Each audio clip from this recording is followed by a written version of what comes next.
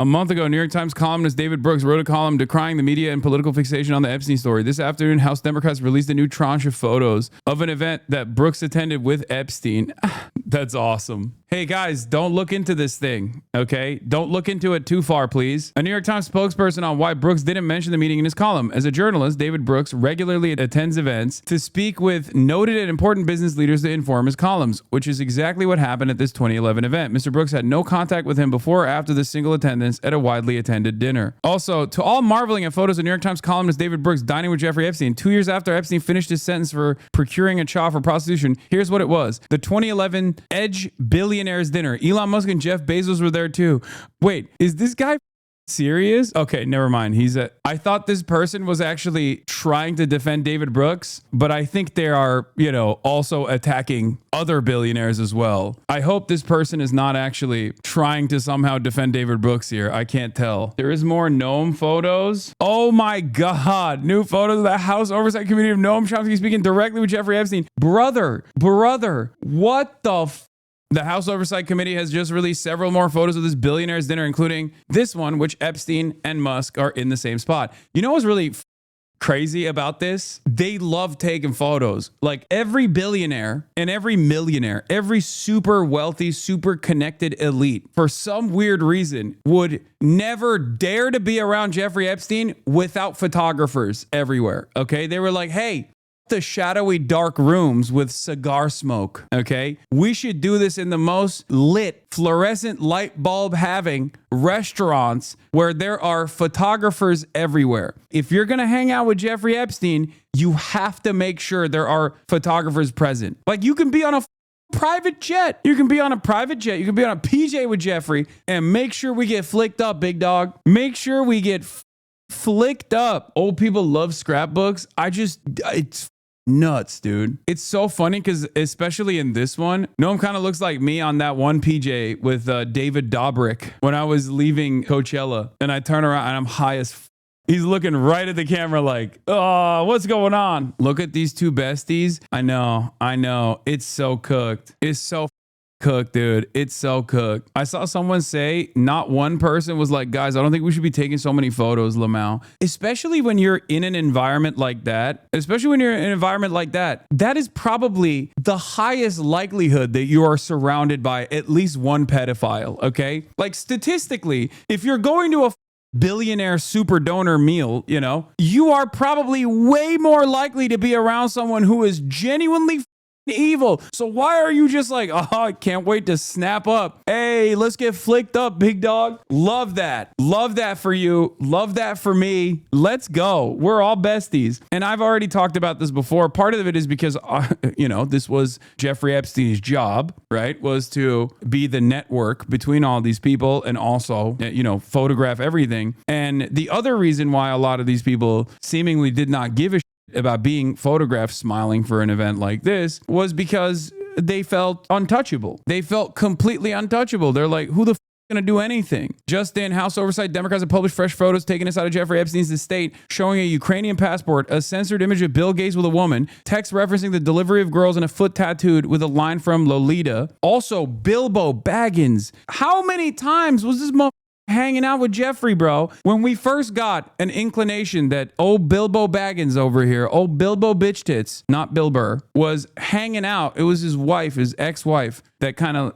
really called his ass out a little bit, okay? And was like, this is not great. Now, I thought she was using this as a way to just do a massive PR hit to Bilbo while they were going through this divorce, right? But what I find really strange is it turns out this was hanging out nonstop. He was all over Jeffrey. Every time, it's same with Noam Chomsky. You find out Noam Chomsky at first, a couple years ago, you find out that maybe Noam Chomsky actually met with Jeffrey Epstein's butler when he was in France. And you're like, that's strange. How the did that happen? Why did that happen? And then it's never once, and it's never with someone that's just like kind of connected with Jeffrey Epstein. You're literally like every tranche that comes out, every new massive reveal that comes out, there's another photo with Noam Chomsky and Jeffrey Epstein. Then there's a photo with Noam Chomsky and Steve Bannon. Then there's another photo, but this time Noam Chomsky's on the Chomo Express. How is that possible? What's next? Are we gonna see Noam sucking on Jeffrey's toes in the next photo? Him sitting on the dentist chair in just his tidy whities? Like, what the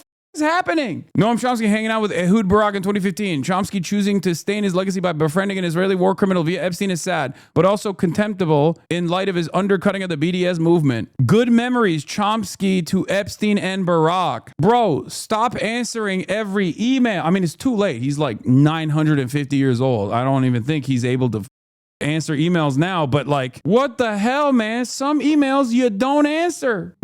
Stop. You guys are such ass.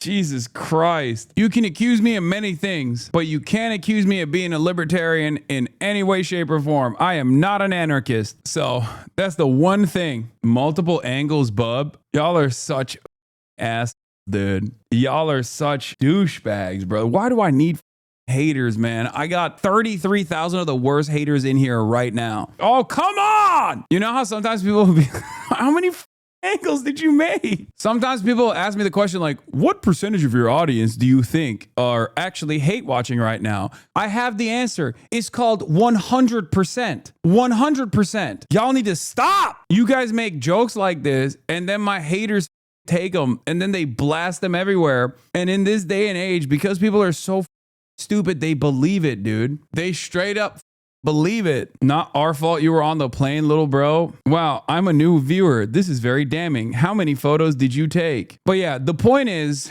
when you find out anyone, and I mean anyone, is in any way, shape, or form publicly connected to Jeffrey Epstein or was around Jeffrey Epstein at a public event or something, just know that there is going to be probably 15 more photos minimum. I just saw on Barry Weiss's The Free Press that you were on the plane with Chomsky and Jeffrey. Do you have a defense? First of all, if I was on the plane with Jeffrey Epstein and Noam Chomsky, Barry Weiss would be coming to my defense. Okay, make no mistake. The Free Press would be promoting me as like a hero and how one of the more tolerant voices that is somewhat critical of Israel, but not that critical ultimately. And we should actually open space for a diversity of opinion. The Epstein story, count me out. Not so fast, David. House Dems have released more photos provided the oversight committee from Jeffrey Epstein's estate. What is this? Here's a weirdest picture with Jeffrey Epstein and some women. Oh my God, brother. What the hell? More Bill Gates, more Bill Gates, more Bilbo. I swear to God, dude, these guys, it was so exciting for them, I think. Because it's like, you do it once, you're like, oh man, I'm hooked. I have to hang out with the pedophile sex trafficker, dude. He is such great company. This kind of blows my mind, dude. How does one man have so much time to do so many social functions? Like, I don't even understand what this guy's social calendar looked like. Bilbo, when he was outed as being connected to Jeffrey Epstein by his now ex-wife, by the way, straight up turned around and was like, oh, we just met one time barely. Don't even know the guy. Hate the guy, actually. Hate the guy. Please do not assume that I was pictured in a million different photos with Jeffrey Epstein, the prolific international sex trafficker of children as well as adults. This is a Lolita tattoo on the foot of someone with the Lolita book in the background. For those of you who don't know, obviously Lolita is a story about pedophilia. That's also part of the reason why it's titled Brace Belden with Jeffrey Epstein. TrueAnon responds, at the time, I was faculty at MIT Media Lab, working on what would become the online downloadable radio. Epstein funding was crucial for our work. I only met him 36 times. Oh, Jesus Christ. Yeah, a real hero. He invented podcasts, and so did Jeffrey Epstein, I guess, by way of Brace Belden. Here's Jeffrey dressed up in the garb. Photo of the island temple that's very suspicious. There is a selection of Lolita-themed body drawings taken from the new Epstein release. She was Dolores on the dotted line. What is that word? Dolores is the girl in Lolita. I did not read it. She was Polly at the school. She was low. plain low in the morning, standing 4 feet 10 in one sock. Dolly, D brother. You know what's crazy about this, for the record? We know Jeffrey Epstein was straight up illiterate and could not read or write. So the very fact that the one book that he seemingly read and wrote quotes from on the body of someone was Lolita is enough to put him in prison, okay? If you know a motherfucker who can't read or write, but seemingly they can't drop this copy of Lolita that is definitely well read. I mean, look at the damage on this. Yeah, you can't even spine check that bitch. That thing has been crumpled up multiple times. Probably some pages stuck together, if you know what I'm saying. This guy really read the out of that book. The one time he read a book was Lolita. Geez, was it a smut book? I wouldn't say it's like... I don't know. I don't know that if the intention was for it to be a smut book, but if you are a pedophile, I think you can get that out of it, seemingly as Jeffrey Epstein did. Yeah, it's supposed to be an indictment of pedophilia. My anti-pedophilia work is now being celebrated by pedophiles all around the world. The thing about Lolita is it's supposed to be a very scathing indictment of a pedo, and pedophiles take it and are like, oh my God, wait, this is so hot actually. We just got 5 more pictures from the Epstein estate, courtesy of Democrats who are eager to keep the story in the headlines. The photos were provided without context. CNN's MJ Lee is here. MJ, can you tell us what these images show? Yeah, Dana, first of all, I'm really glad that you said that these photographs have been released without any kind of context. We shouldn't be reading into them. What we can do is simply describe what we are seeing here. And certainly we can talk about the political context that is behind all of this as well. The photos as... Oh, parapower mapping, absolute clock. Hey, I just noticed something. Oh my God. I mean, it could be a total coincidence, but contextually very, very strange. Hasan, you're being very uncharitable. These clips are out of context. What if in all of these photos, the moment afterwards, they put their thumbs down and said boo? Yeah. While they were writing this Lolita reference on the body of a woman, they were actually shaking their head in disagreement. And it doesn't actually show that, and that's why it's out of context. They were actually trying to, much like Lolita, make a statement about how pedophilia is bad and wrong. And then we have 2 photos, one a philosopher Noam Chomsky on a plane with Epstein, and then Bill Gates posing for a photograph with a woman, but the woman's face has been redacted by the House Democrats. They've been doing this to, they say, to make sure that they are protecting the identities of potential Epstein victims. And I should just be careful to note that Gates has previously said that he regrets. I like how they're not using any of the 4chan slang that QAnon acolytes believe that Epstein's trafficking ring used. Yeah, because they were making that up, because their conspiracies are just conspiracy theories and they're far-fetched and they're stupid. Apparently, the real international sex trafficking of minors ring that was taking place in the highest levels of American society was straight up like, hey, do you want to do on children? Here are the 18-year-olds classifications or whatever the they were doing. Like it's literally, they were just doing it in broad daylight. Okay. There is no like, cheese pizza or hot dogs, no code words, only photos, literally photographing every part of this process. Okay. Total impunity. Who's going to get us? Who's going to say anything? That is, I think, one of the greatest ways of destroying the QAnon style conspiracy theories was the idea that these like societal elites would actually feel the necessity to do OPSEC, that they would actually try to simultaneously send these sorts of emails on the company email, which they apparently were, for the record, or at least they were using their personal email accounts, but like they would feel the necessity to like shelter others from what the they're doing, Turns out they were just like, we love photographing our illicit acts.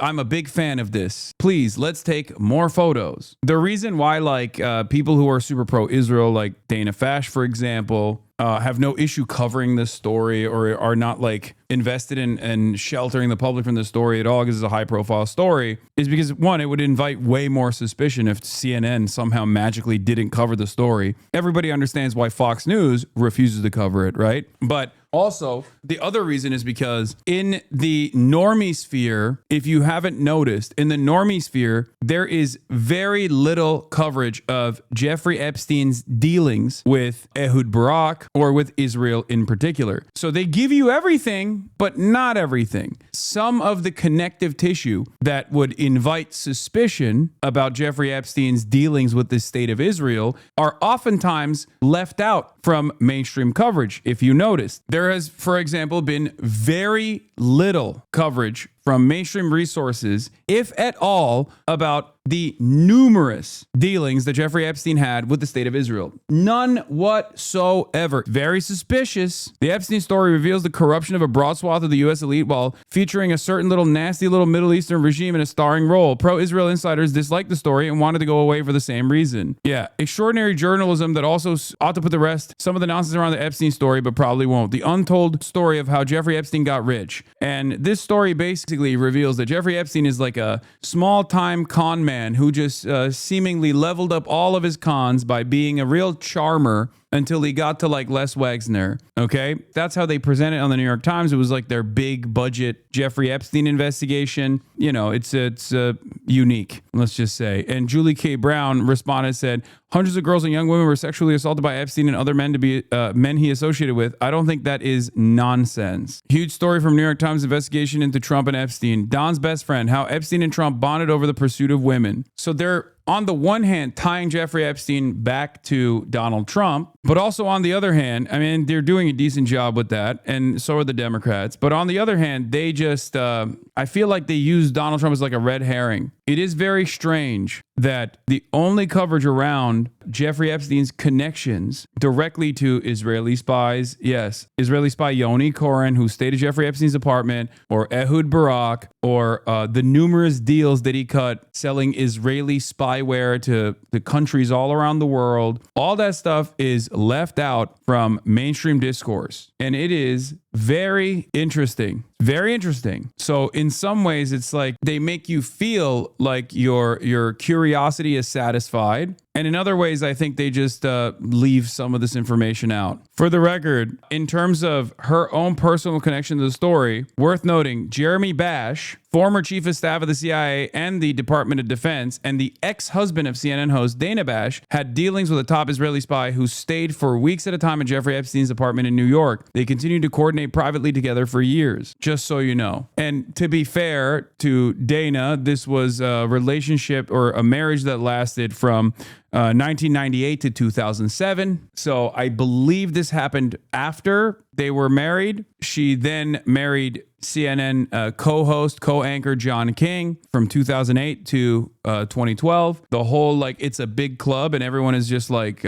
somehow involved in it is, you know, it's a part of that. But like I said, I am not saying that Dana Bash was knowledgeable on everything that was going on. I'm not implying that. I'm not saying that at all. Like I said, she was married to this person up until 2007. So many people accidentally hanging out with post-conviction Jeffrey Epstein, just slipping on banana peels and falling into his Manhattan apartment. Once again, a statement followed the New York Times because these photos came out of David Brooks, who had conveniently written an article about, you know, this Jeffrey Epstein stuff, count me out of it, not really interested in it, and you shouldn't either. He wrote that for the New York Times. So of course, when these photos came out, everyone was like, you're photographed at an event with the pedophile that you are telling people to stop paying attention to. That's kind of strange. And so their statement was, as a journalist, David Brooks regularly attends events to speak with noted and important business leaders to inform his columns, which is exactly what happened at this 2011 event. Mr. Brooks had no contact with him before or after the single attendance at a widely attended dinner.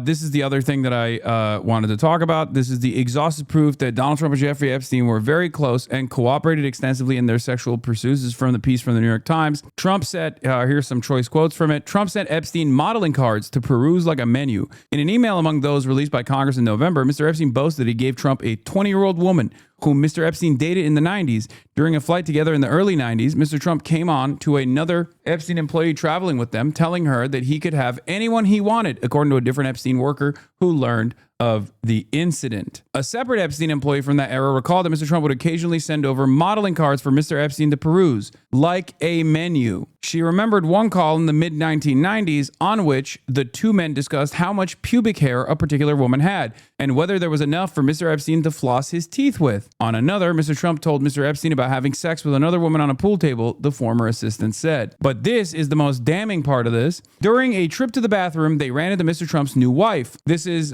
Trump's wife, the one that he buried under the golf course, okay? The one that I believe also accused him of sexual assault. Trump's wife to the mother of a 14-year-old model said, "Do not let her near my husband." During a trip to the bathroom, they ran into Mr. Trump's wife, whom they had met earlier. Oh wait, no, this is Marla Maples. This is not the one that was.